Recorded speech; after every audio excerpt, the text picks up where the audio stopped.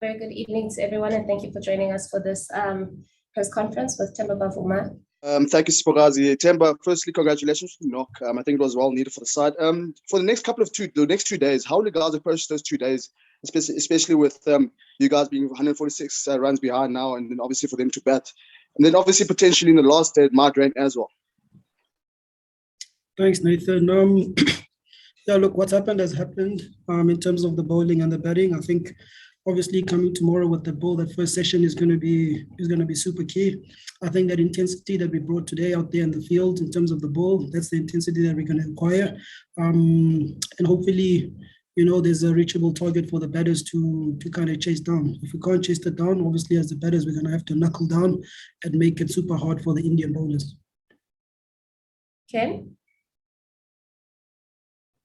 Thanks, Sips. Hi, Temba. Yeah, well batted. I guess the fact today that 18 wickets fell, and on the first day the score was 272 for 3. It's not a 272 for 3 pitch, is it? And I guess that's why the Proteas are behind in this game, because of that first day. Yeah, look, I think the first day in terms of the wicket, the wicket was on the slower side. I think obviously that there was still a lot more grass on the wicket. So the movement of the wicket wasn't as exaggerated. Looking at today, where the wicket had a bit of sun, obviously the movement of the wicket, was a bit challenging for us as the batters. And I mean, credit to the Indian bowlers led by Mohammad Shami, they were really able to exploit all of that. I think in their first innings, they batted quite well, the Indian batters. They really applied themselves. They had one batter go in and get a big score that was able to put them in that commanding position. Yeah. Fiddles? Hi, Temba. Temba, I just want to know, when someone like Shami is bowling the way that he was, what can you do? Like, how do you approach that? Like some of those wickets, it just looked as though there was nothing else the guys could do except get out, I guess. Yeah, look, I mean, he's a world-class bowler. We've seen him do this around the world, so I don't think it's something that we don't expect. Obviously, as batters, we got to front up. We got to back our defense as much as we can.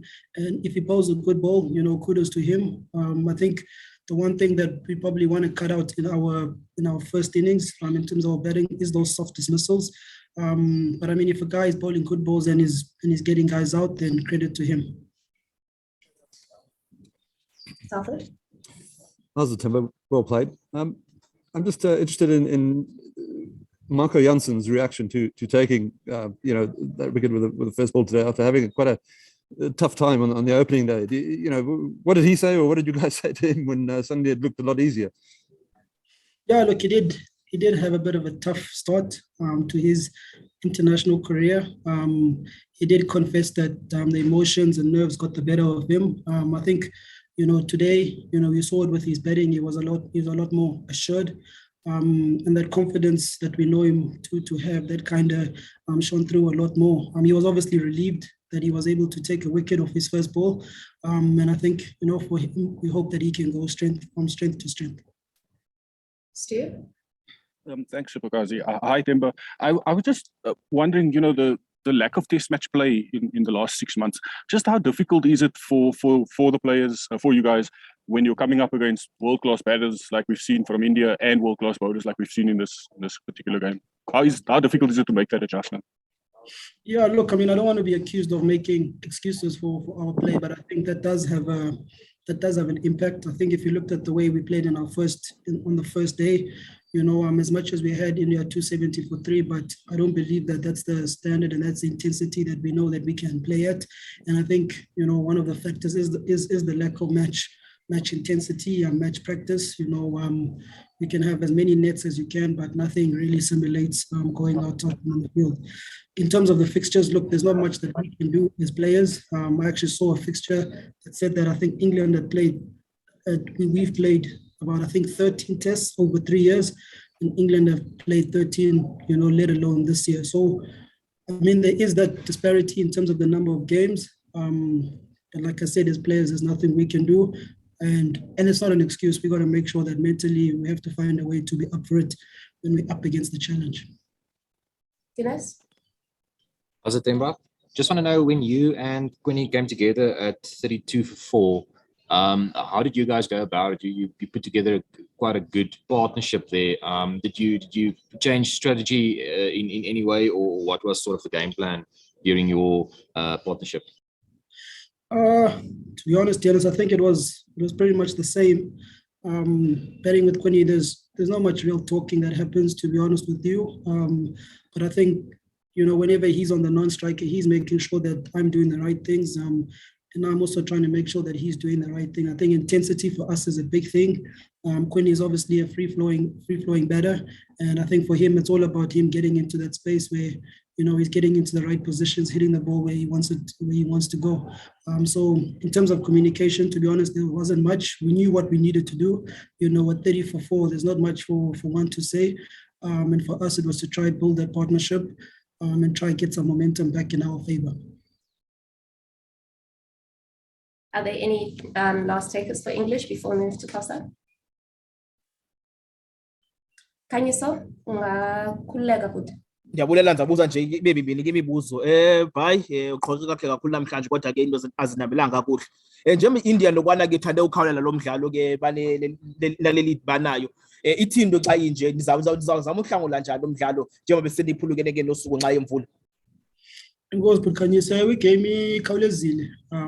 Isimo sikuso ayisosimo si-strong thina siyi-South Africa, kodwa ke asijonganga ukunikezela. Siqonda uba into yango-session yokuqala ngomso ibaluleke kakhulu uba singakwazi ukufumana ii-wickets ezikhawulezileyo, singakwazi ubafaka under pressure,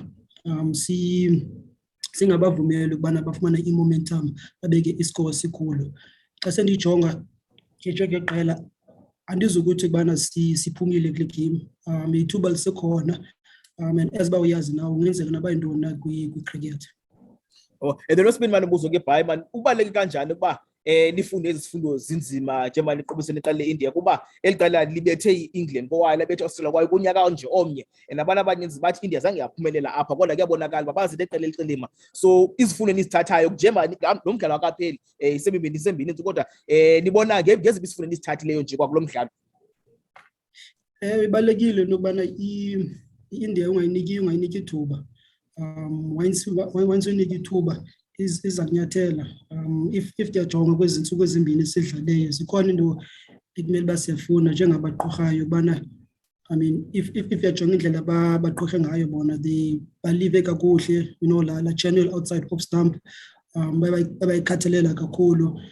And then in terms of ibhola, ibhola bayibeke kwi-area ye-right, as i-batters besingakho comfortable, bubufilishi ngathi yonke ibhola ufuna kuyidlalile.